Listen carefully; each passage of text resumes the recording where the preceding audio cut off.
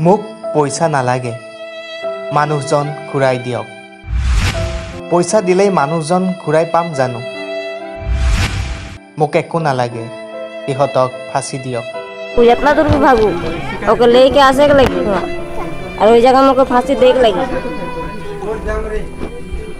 मैं इतनाटाई चाहती खाली मोर एक छोटू छुआ है के देखबे এখন ओकर सारा भी एक छीन ले मोके घुराई के देबेन मांग लेते ना देबेन न मोके कोई देर के फांसी लागी हो जगहटा में मैं এখন একলা हो जाई मोके के देखी आगू पीछे केउ नहीं खेन मो और देखो जहां भी थाकू ओके खोज के आन और ओके फांसी देख लगी जैसे भी करके भी देख लगी फांसी। অতি মৰ্মান্তিক অসহনীয় এক দৃশ্য। কলত কণমানি এটা কেঁচুৱা লৈ এইদৰেই উচুপি উঠিল এগৰাকী মহিলা। এই দৃশ্য তিনিচুকীয়াৰ বেতজানৰ ঘটনা। যোৱা সোমবাৰৰ এক নৃশংস হত্যাকাণ্ডই কঁপাই গৈছিল তিনিচুকীয়া। বেতজান চাহ বাগিচাত কৰ্মৰত এজন চকীদাৰক কোনো অচিনাক্ত দুৰ্বৃত্তই হত্যা কৰি পেলাই থৈ গৈছিল। তাৰ পিছতেই তীব্ৰ চাঞ্চল্যৰ সৃষ্টি হৈছিল তিনিচুকীয়াত। জেকি বাৰ্গাৰ নামৰ লোকজনক কোনো চাহপাত চোৰে হত্যা কৰাৰ সন্দেহ কৰা হৈছিল আৰু হত্যাকাৰীক কাৰায়ত্ব কৰাৰ দাবীত প্ৰতিবাদ তথা বন্ধ ঘোষণা কৰা হৈছিল তিনিচুকীয়াত। আজি দুদিনৰ পিছত কলাত কেঁচুৱা লৈ অসহায়ভাৱে পুনৰ উচুপি উঠিল মৃত লোকজনৰ পত্নীয়ে।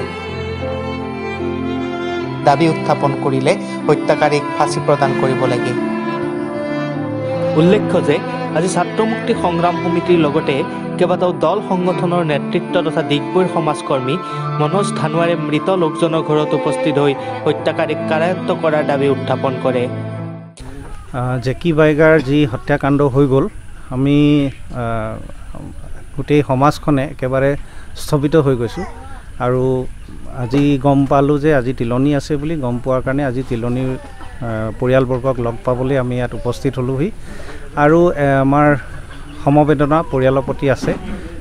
এই কথা প্ৰকাশ কৰিবৰ কাৰণে তেখেতলোকৰ মাজত আজি আমি থিয় হৈ দিছোঁ আৰু তেখেতৰ ন্যায়ৰ কাৰণে যি প্ৰয়োজন হ'ব আমি পৰিয়ালবৰ্গক কথা দিছোঁ, ইয়াত ৰাইজক কথা দিছোঁ যে যিখিনি কৰণীয় কাম আছে আমাৰ কৰিব লগা আমি নিশ্চয় কৰিম তেখেতৰ ন্যায়ৰ কাৰণে।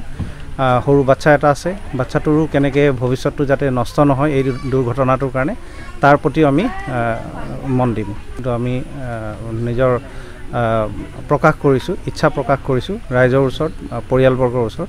আৰু যি ধৰণে তেখেতলোকে আমাক আগবঢ়াই দিব বা আমাক ক'ব যে এই ধৰণে আমি লগ দিব লাগে বুলি, আমি নিশ্চয় আমাৰ কেপাচিটি অনুযায়ী আমি নিশ্চয় চেষ্টা কৰিম। এতিয়া বৰ্তমান দেখিছোঁ বাগানবিলাকত প্ৰায় তেনেকুৱা ঘটনা প্ৰায় অসমৰ প্ৰান্তে প্ৰান্তে হৈ থাকে। এই ক্ষেত্ৰত তাৰমানে আপুনি যেনেকৈ নহ'বলৈ কাৰণে আজি কেনেধৰণে সজাগতামূলক এটা বাৰ্তা দিব আপুনি? নাই, এইটো অত্যন্ত দুৰ্ভাগ্যজনক ঘটনা হয় আৰু এনেকুৱা ধৰণৰ ঘটনাটো কিয় হৈ আছে তাৰ এই বিষয়লৈ মই অলপ দিন আগত ছ'চিয়েল মিডিয়াত কিছু মন্তব্য প্ৰকাশ কৰিছিলোঁ। তাত মই কথাখিনি কৈছিলোঁ যে এই যিখিনি চৰকাৰে এই এনেকুৱা ধৰণৰ ঘটনা হোৱাৰ পিছত চৰকাৰী প্ৰশাসন যি ধৰণে সক্ৰিয় হ'ব লাগে আৰু যি ধৰণে ন্যায় ব্যৱস্থাটো আগবাঢ়ি আহি যাব লাগিছিলে, যি ধৰণে ফাষ্ট ট্ৰেক কোৰ্ট হ'ব লাগিছিলে আৰু দোষীয়ে শাস্তি পাব লাগিছিলে, সেইটো নোহোৱাৰ কাৰণে কি হৈছে আমি দেখিবলৈ পাই আছোঁ ঘটনাবোৰ দিনে দিনে বৃদ্ধি পাই আছে। আৰু আমাৰ ভয় হয় যে কেতিয়াবা এনেকুৱা ধৰণে গোষ্ঠীয় সংঘৰ্ষত কেতিয়াবা এটা ৰূপ লৈ ল'ব পাৰে। গতিকে চৰকাৰে এটা পদক্ষেপ ল'ব লাগে। যিসকল ইয়াতে দোষী আছে তেখেতলোকক কেৱল কৰায়ত্ব কৰিলে নহ'ব, উচিত শাস্তিটো যাতে লগে লগে পায়, ফাষ্ট ট্ৰেক কোৰ্টৰ জৰিয়তে পায়, তাৰ ব্যৱস্থা কিন্তু চৰকাৰে চাব লাগে।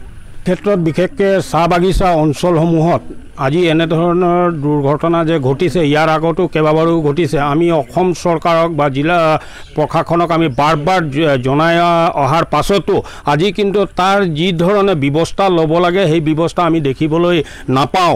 আজি এইটো ঘটনাৰ পাছতো আমি বাৰ বাৰ কৈ আছোঁ, কিন্তু আজি পৰ্যন্ত কিন্তু ইয়াত যি ধৰণে উচিত ব্যৱস্থা ল'ব লাগে বিশেষকৈ পাত চোৰৰ ওপৰত কিন্তু আজি আমি দেখিবলৈ নাই পোৱা। তাৰ কাৰণে আমি দুখ প্ৰকাশ কৰিছোঁ আৰু আহ্বান জনাইছোঁ জিলা উপায়ুক্তক যাতে আৰু অসম চৰকাৰক অতি শীঘ্ৰে যিটো ISAFৰ যি ব্যৱস্থা আছে সেই ব্যৱস্থাৰ জৰিয়তে যাতে চাহপাত চুৰি কাৰ্য একেবাৰে নিষ্পত্তি কৰাৰ যি ব্যৱস্থা সেই ব্যৱস্থা ল'বৰ কাৰণে আমি দাবী জনাইছোঁ। ইয়াৰ লগতে এই পৰিয়ালবৰ্গত যি ধৰণে ক্ষতিপূৰণৰ কথা আমি কৈছোঁ সেই অনুপাতে উচিত ক্ষতিপূৰণ দিয়াৰ যাতে ব্যৱস্থা কৰে তাকো আমি কালি সভাৰ জৰিয়তে আমি আহ্বান জনাইছোঁ আৰু যি 5 লাখ টকাৰ এককালীন সাহায্য অসম চৰকাৰে ঘোষণা কৰিছে সেইটো আমি সন্তুষ্ট হোৱা নাই আৰু তাৰ উপৰিও আমাৰ যি তেখেতৰ এজন বাচ্চা আছে সেই বাচ্চাটোৰ শিক্ষাৰ দিশত তাৰ ভৱিষ্যত যিমান দিন পঢ়িব সেই পঢ়াৰ কাৰণে আমি চৰকাৰৰ ওচৰত আৰু জিলা প্ৰশাসনক দাবী জনাইছিলোঁ আৰু সেই দাবীও আজি পৰ্যন্ত কিন্তু আমি অৱগত নহওঁ এতিয়ালৈকে ঘোষণা নাই কৰা তাৰ কাৰণে আমি দুখিত আৰু আমি পুনৰবাৰ আহ্বান জনাইছোঁ আজি ছ'চিয়েল মিডিয়াৰ জৰিয়তে যাতে তাৰ বাচ্চাটোক যাতে ভৱিষ্যতৰ প্ৰতি লক্ষ্য ৰাখি শিক্ষাৰ দিশত যিমান দিন পঢ়িব সিমানে শিক্ষা দিয়াৰ ব্যৱস্থা যাতে কৰিব তাকে আমি দাবী জনাইছোঁ কেমেৰা পাৰ্চন অখিলৰ সহযোগত প্ৰেমানন্দ দাসৰ report the north east voice Assam In the quest of truths and facts, to disseminate the logic and discard the propaganda, we don't sit back, we don't compromise.